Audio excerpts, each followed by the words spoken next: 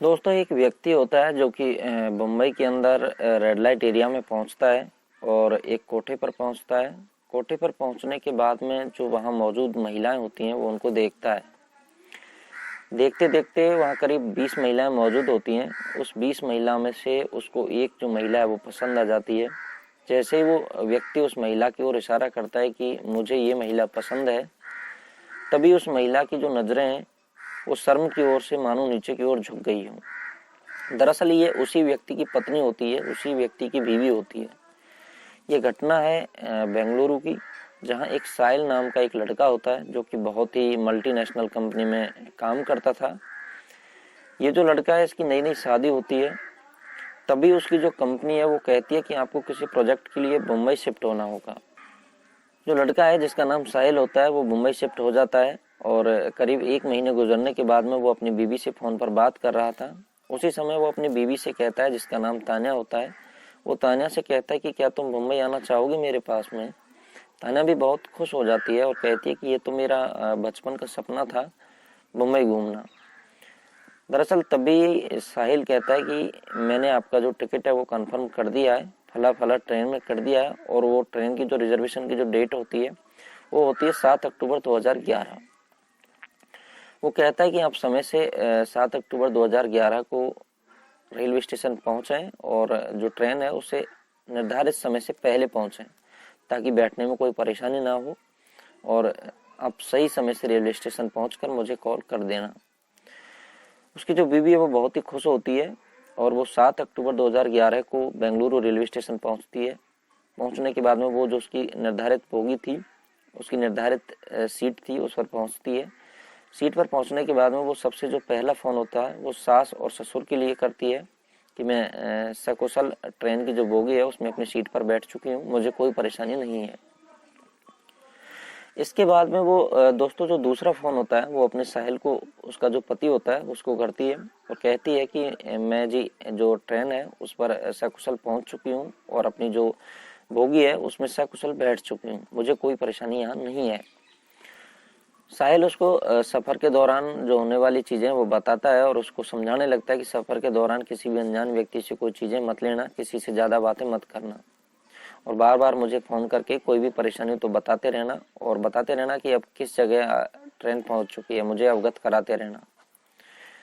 तानिया उसको फ़ोन करने के बाद फ़ोन काट देती है और अपनी सीट पर बैठ जाती है। वो देखती है कि उसकी जो सामने वाली बर्थ होती है उस पर 2 व्यक्ति बैठे होते हैं। वो बिल्कुल एक दूसरे से अनजान है, किसी से कोई बातचीत नहीं है, चुपचाप बैठे हैं। सफ़र शुरू हो जाता है, ट्रेन रवाना हो जाती है।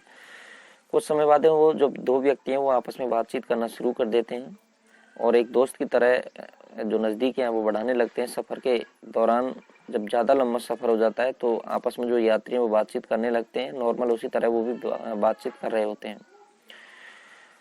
जब काफ़ी समय गुजर जाता है, करीब 12 से 15 घंटे गुजर चुके होते हैं सफ़र के, तभी वो उस जो तानिया उससे कहती हैं कि बहन जी आप कहाँ जा रहे हो, पहली बार ट्रेन में बैठे हो। तो तानिया कहती है, नहीं, ट्रेन में मैं काफ़ी बार बैठ चुकी हूँ, लेकिन मैं मुंबई पहली बार जा रही हूँ और मेरे जो पति हैं वो इस प्रकार एक कंपनी में काम करते हैं, तो मैं अकेले ही उनके पास में जा रही हूँ। बस दोस्तों, यही उन व्यक्तियों को सुनना था कि वो अकेले हैं, और फिर क्या, अपने काम पर वो लग जाते हैं और जो तानिया है उसे नज़दीकियाँ बढ़ाने लगते हैं। वो कहते हैं, बहन जी कोई बात नहीं, हम भी मुंबई चल रहे हैं, कोई भी परेशानी हो हमें बताना। तानिया सोचती है कि उसको जो यात्री हैं वो सही मिल चुके हैं और उसके गंतव्य स्थान तक ही वो जा रहे हैं, तो अब कोई परेशानी नहीं होने वाली है। दरअसल यही तानिया की सबसे बड़ी जो गलती होती है वो सामने आती है। कुछ समय गुजरने के बाद में वो व्यक्ति जो खाने पीने की चीज़ें होती हैं, स्नैक्स वगैरह, वो एक्सचेंज करने के लिए कहते हैं तानिया से, उसको कहते हैं कि आप भी खा लीजिए। तानिया मना कर देती है। वो ज़बरदस्ती कहते हैं कोई बात नहीं, आप खा लीजिए, हम एक ही सफ़र के यात्री हैं, तो ऐसी कोई सोचने वाली बात नहीं है। तानिया उनकी बातों में आ जाती है और कुछ स्नैक्स उनके पास से वो खा लेती है। उसके बाद में जो तानिया कुछ घर से पैक करके लाई थी खाने के लिए, वो भी उनको ऑफ़र करती है और उनको खाने के लिए कहती है। वो व्यक्ति भी तानिया के ऑफ़र किए हुए सामान में से कुछ ले लेते हैं। तभी ट्रेनें जो चलती चलती लगभग मुंबई से 150 किलोमीटर दूर थी, तान्या साहिल को फ़ोन करती है और बताती है कि अब कुछ ही समय बाकी है और मैं करीब 150 किलोमीटर तुमसे दूर हूँ। कुछ ही समय में मैं आपके पास पहुँच जाऊँगी। दोनों बहुत खुश थे, एक दूसरे से मिलने के लिए बहुत ही बेताब थे। तभी वो जो दो व्यक्ति होते हैं वो चाय लेकर आते हैं। वो 3 कप में चाय लेकर आते हैं, 2 आप ले लेते हैं और एक जो कप होता है वो तान्या से कहते हैं कि बहन जी आप चाय पी लीजिए। तान्या कहती है कि नहीं, मैं चाय नहीं पीती। वो कहते हैं कोई बात नहीं, सफ़र में काफ़ी परेशान हो चुके हैं, आप एक चाय पी लीजिए। वो ज़बरदस्ती तान्या को बहलाते हैं, फुसलाते हैं और उसको बहन जी कहकर इस प्रकार बातचीतें करते हैं कि तान्या से उसका भरोसा जीत लेते हैं। तान्या भी उनकी बातों में आ जाती है और वो जो चाय का कप है वो उनसे ले लेती है। जैसे ही वो तान्या वो चाय पीती है, कुछ ही समय बाद उसको गहरी नींद आने लगती है, मानो कि उसको नींद का नशा हो रहा हो, और वो अचानक से ही सीट पर सो जाती है। जैसे ही वो सीट पर उसकी आंखें लगती हैं, वो व्यक्ति अपने काम पर चालू हो जाते हैं और जब तान्या की आंखें खुलती हैं तो तान्या देखती है कि अब वो किसी ट्रेन की बोगी के अंदर नहीं बल्कि एक कार के अंदर है जो सफ़ेद रंग की है और बहुत ही तेज रफ्तार में चल रही होती है। तान्या को पूर्णतः होश नहीं था, कुछ कुछ उसको होश आने लगा, उसकी आंखें जो खुलने लगी। वो उन व्यक्तियों से पूछती है कि भैया आप मुझे कहाँ लेके जा रहे हो, ये कौन सी जगह है। तभी उसको एक जोरदार थप्पड़ वो व्यक्ति मारता है और कहता है कि या तो चुपचाप लेट जाओ वरना बहुत तेज मार पड़ेगी। तान्या देखती है कि उन दो व्यक्तियों के साथ में एक तीसरा व्यक्ति भी वहां मौजूद था जो कार को चला रहा था। तान्या अभी विरोध करने की स्थिति में नहीं थी क्योंकि उसको पूर्णतः अभी नशा उतरा नहीं था। वो चुपचाप उस पर लेट जाती है और वो देखती रहती है कि वो व्यक्ति उसको कहीं एक भीड़ भाड़ इलाके में ले जाकर एक कोठे पर लेकर जाते हैं। वहां जाकर जो कोठे की मालकिन होती है उसका नाम सुनीता पुजारी होता है, उसके साथ वो उसका सौदा तय कर रहे होते हैं और उसकी कीमत आंकी जा रही होती है। फाइनल में जो कीमत उसकी तय की जाती है वो 45,000 रुपये की जाती है। 45,000 रुपये में उस तान्या को उस कोठे मालकिन के हवाले वो दोनों लोग कर देते हैं। जब वो दोनों लोग वहां से अपने पैसे लेकर जा रहे होते हैं, तान्या उनके पैरों में गिरती है और भीख मांगती है कि आप मेरे साथ ऐसा मत कीजिए, प्लीज भैया आप मेरे साथ ऐसा मत कीजिए। लेकिन वो दोनों जो व्यक्ति होते हैं वो तान्या की एक भी नहीं सुनते हैं और उसको लात मारकर वहां से निकल जाते हैं। कोठे मालकिन ने जब उस तान्या को एक रूम के अंदर बंद कर दिया और करीब इस घटना को 6 से 7 दिन गुजर चुके होंगे। वो उसको धंधे में उतारने के लिए आतुर थी, लेकिन जो तान्या थी वो उसका विरोध कर रही थी, उसकी बातों में नहीं आ रही थी। वो जिस तरह से उससे व्यवहार करना चाह रही थी वो नहीं कर रही थी। इधर साहिल है जो भी परेशान था क्योंकि उसकी बीबी है वो उसको नहीं मिली थी और जो ट्रेन गंतव्य स्थान तक पहुंची थी उसमें उसने बहुत कोशिश की तान्या को ढूंढने की, लेकिन तान्या उसको नहीं मिलती है। तुरंत ही वो जीआरपी से संपर्क करता है और कुछ समय बाद वो गुमशुदगी की रिपोर्ट मुंबई में दर्ज करा देता है। मुंबई पुलिस तहकीकात करती है। बेंगलुरु का जो रेलवे स्टेशन होता है उसकी सीसीटीवी फुटेज निकलवाई जाती है। सीसीटीवी फुटेज में जो उसकी पत्नी होती है तान्या, वो सही सलामत और सकुशल ट्रेन के अंदर बैठती हुई दिखाई देती है। लेकिन साहिल को समझ नहीं आ रहा था कि उसकी बीवी आखिर गई तो गई कहाँ। दोस्तों इस घटना को करीब 10 दिन गुजर जाते हैं, 10 से 12 दिन, और जो कोठे मालकिन है वो अब जबरदस्त प्रताड़ित करने लगी थी तान्या को धंधे में उतारने के लिए। वो जो साथ वाली उसकी और महिलाएं होती हैं उनको बताती है कि या तो इसको समझा दो वरना इसका हाल बहुत बुरा होगा। जो और महिलाएं वहाँ पहले से मौजूद होती हैं वो तान्या को समझाने लगती हैं कि प्लीज देखो अभी मान जाओ और अब तुम्हारी यही जिंदगी है, यहाँ से तुम्हें कोई नहीं बचा सकता, आखिरकार तुम्हें इस धंधे में उतरना होगा। तान्या भी अब डरने लगती है और बहुत ही ज़्यादा टूट चुकी थी। 15 दिन करीब गुजर चुके थे। आखिरकार 16वें दिन तान्या को सजाया जाता है और ऐसे एक कपड़े और लिबास में तैयार किया जाता है ताकि पुरुषों को वो अपनी ओर आकर्षित कर सके, उत्तेजित कर सके। दोस्तों वो 20 महिलाओं की एक कतार होती है जिसमें कहीं ना कहीं एक नंबर तान्या का भी होता है जो ग्राहकों के लिए उस दिन तैयार की हुई होती हैं। एक ग्राहक कोठे के अंदर पहुंचता है और वो एकाएक महिलाओं को देखता है और उसकी नज़र तान्या पर पड़ती है। चूँकि तान्या बहुत ही खूबसूरत थी तो उसको पसंद कर लेता है। उसको लेकर वो एक कमरे के अंदर चला जाता है। जैसे ही वो दोनों कमरे के अंदर पहुंचते हैं, कमरे की कुंडी लगती है, तान्या बहुत जोर से उसके पैरों में पकड़कर गिड़गिड़ाने लगती है।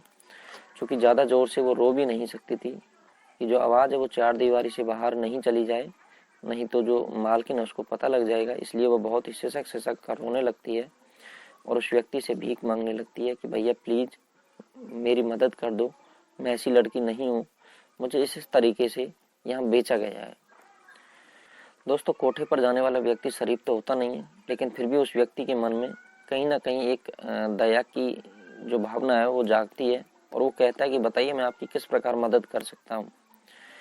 तभी जो तान्या है वो कहती है कि उसका जो पति है साहिल, वो मुंबई में ही एक मल्टीनेशनल कंपनी में काम करता है, आप मेरी उससे बात करा दीजिए।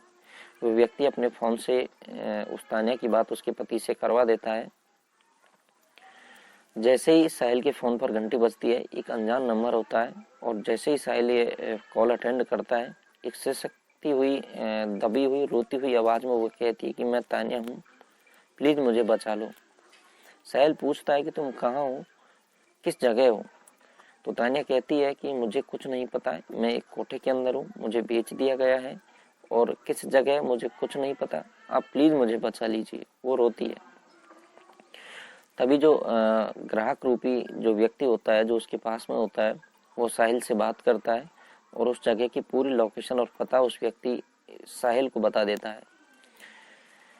साहिल बड़ी सूझबूझ से काम लेता है और वो कहता है कि देखो, अगर मैं पुलिस को बताता हूँ तो हो सकता है ये लोग तुम्हारे साथ कोई अनहोनी कर दें और तब तक पुलिस वहाँ पहुँचे ये लोग तुम्हें कहीं मार दें या इधर उधर गायब कर दें। वो बड़ी सूझबूझ से काम लेता है और ग्राहक बनकर उसी कोठे पर दूसरे दिन वो आता है। तान्या के साथ जो दूसरा ग्राहक होता है वो साहिल ही होता है। साहिल जब कोठे पर आता है तो उस दिन जो महिलाएं वो दूसरी होती हैं, तान्या का उनमें नंबर नहीं होता है। साहिल एक एक करके सारी महिलाओं को रिजेक्ट करता जाता है और वो कहता है कि मुझे इनमें से कोई भी पसंद नहीं है। तो मालकिन कहती है कि अरे जो वो नई लड़की आई है उसको इसको दिखाया जाए, शायद उसे पसंद आ जाए। जैसे ही तान्या को बाहर लाया जाता है वो कहता है कि हाँ मुझे ये पसंद है। यह देखकर तान्या है जो नीचे की ओर नजरें झुका लेती है और एक कहीं ना कहीं उसमें उम्मीद की भावना जागृत होती है। वो दोनों कमरे के अंदर जाते हैं, बातचीतें करते हैं। तान्या बहुत रोती है। वो पूरा घटनाक्रम शुरू से लेकर आखिरी तक उसको बताती है कि कैसे उसके साथ ये घटना घटी। साहिल बहुत ही सूझबूझ से अंदर से ही, रूम के अंदर से ही बम्बई पुलिस का जो हेल्पलाइन नंबर होता है, कंट्रोल रूम, उसको फ़ोन करता है। सारी घटनाक्रम 7 अक्टूबर से लेके और अब तक का पूरा बम्बई पुलिस को वो बताता है और उसकी मदद की वो बात करता है। बम्बई पुलिस भी कहीं ना कहीं इसमें बहुत ही तत्परता से काम करती है और एक भारी भरकम पुलिस जाब्ता लेकर उस कोठे की चार दीवारी के चारों तरफ से घेर लिया जाता है। दोस्तों, कुछ ही समय में जो बम्बई पुलिस है वो कोठे के अंदर दाखिल हो जाती है और एक एक करके सारे जो रूम है वो चेक करती है। एक रूम के अंदर, उन्हीं रूमों में से तान्या और साहिल मिलते हैं। पुलिस उनको वहां से मैं जाब्ते के छुड़वाती है और उसी के साथ साथ उस कोठे पर मौजूद और भी कई अन्य लड़कियों की वो पूछताछ और जांच करती है।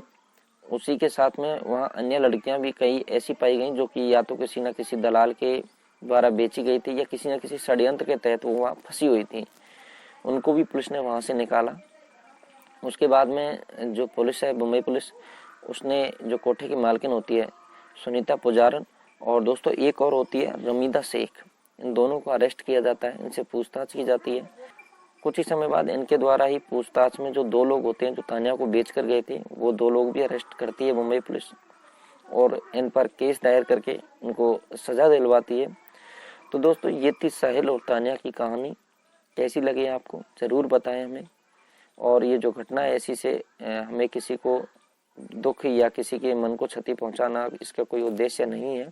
आपको जागृत रहें, सुरक्षित रहें और ऐसे दलालों से जानने की, पहचानने की कोशिश करें।